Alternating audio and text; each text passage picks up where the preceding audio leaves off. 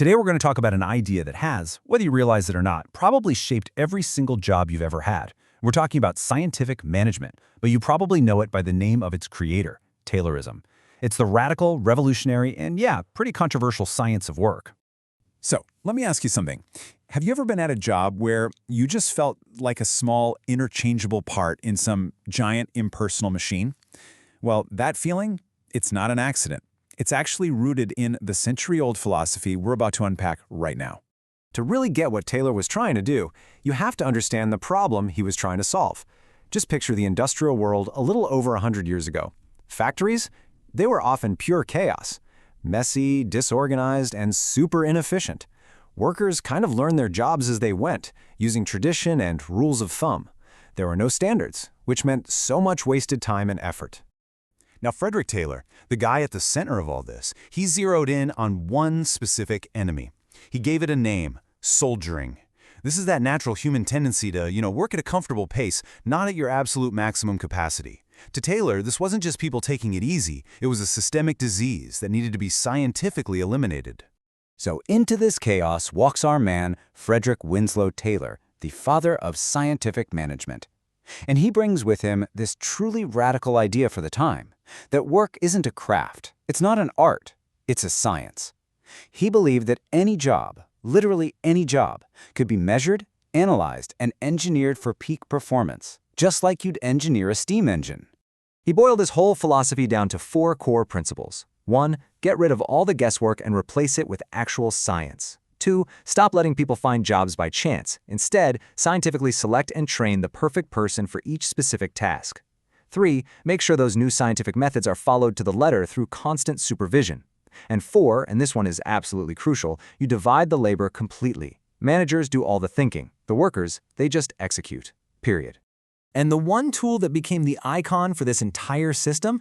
The stopwatch. For Taylor, this was everything.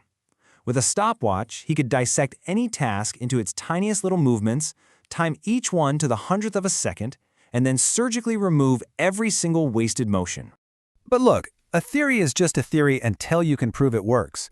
And this is where Taylor staged one of the most famous and controversial industrial experiments in history. The whole thing went down at a steel mill, and the key ingredient was something called pig iron. His method was meticulous, almost obsessive. First, he ran time studies, measuring exactly how long every single little action took. Then he did motion studies to figure out which physical movements were unnecessary, like an extra step or a reach that could be shorter. The whole point was to find the one best way to do the job, and then make that the mandatory, non-negotiable standard for everyone. And the task itself, it was just brutal. You had men hauling these 92-pound blocks of raw iron, they called them pigs, and loading them onto rail cars all day long. It was just grueling, repetitive, back-breaking work. And the results?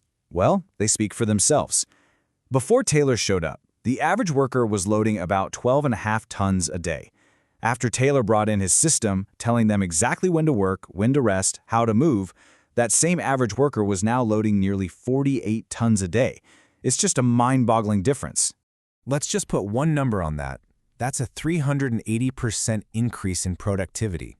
I mean, think about that. From the perspective of the factory owners, this wasn't just an improvement, it was a miracle. Taylor seemed to have proven that science could literally bend human labor to its will. But this incredible jump in efficiency, it didn't come out of nowhere. It came at a huge human cost. So now we have to ask the really important question. What was the price for treating people like parts in a machine? You see, at the very heart of Taylorism is this very specific and kind of grim view of human nature. He called it the economic man. Taylor's theory was that workers aren't motivated by things like pride or creativity or friendship with their colleagues. Nope. He believed we are motivated by one thing and one thing only: money. And to weaponize that belief, he designed this incredibly ruthless pay system. It worked like this. If you met the crazy high quota that he scientifically calculated for the day, you got a good wage. But if you fell even a little bit short, your pay rate was slashed. It became almost impossible to make a living. It was basically compliance through economic force. So you end up with this massive divide. On one side, for management, the gains were just undeniable. Productivity went through the roof and they had total control. But for the workers, the costs were devastating. Skilled craftsmanship was replaced by simple, repeatable tasks. Work became soul-crushingly boring, and people just felt completely disconnected from their jobs, both mentally and physically. And maybe nothing sums up his entire philosophy better than Taylor's own pretty chilling words. In the past, the man has been first. In the future, the system must be first. So you might be thinking, okay, this is some dusty old history. What does it have to do with me today? Well, as it turns out, pretty much everything. Taylor's ghost is still very much alive and well in the machine of our modern world. His legacy is complicated. You can trace its DNA through the 20th century. Just 2 years after Taylor published his big book, Henry Ford basically took those ideas and created the moving assembly line. Mass production was born. But that new reality also led to massive backlash, strikes, protests, and all that tension eventually led to new research, like the famous Hawthorne studies, which discovered all the human stuff, the social and psychological parts of work, that Taylor had completely ignored. And this chart really shows the two worlds colliding.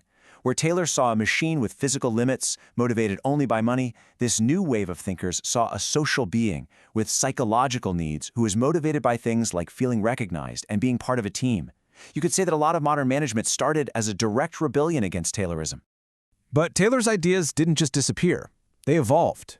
His ghost is alive in the standardized way a burger is made in a fast food kitchen, or in the scripts a call center employee has to read.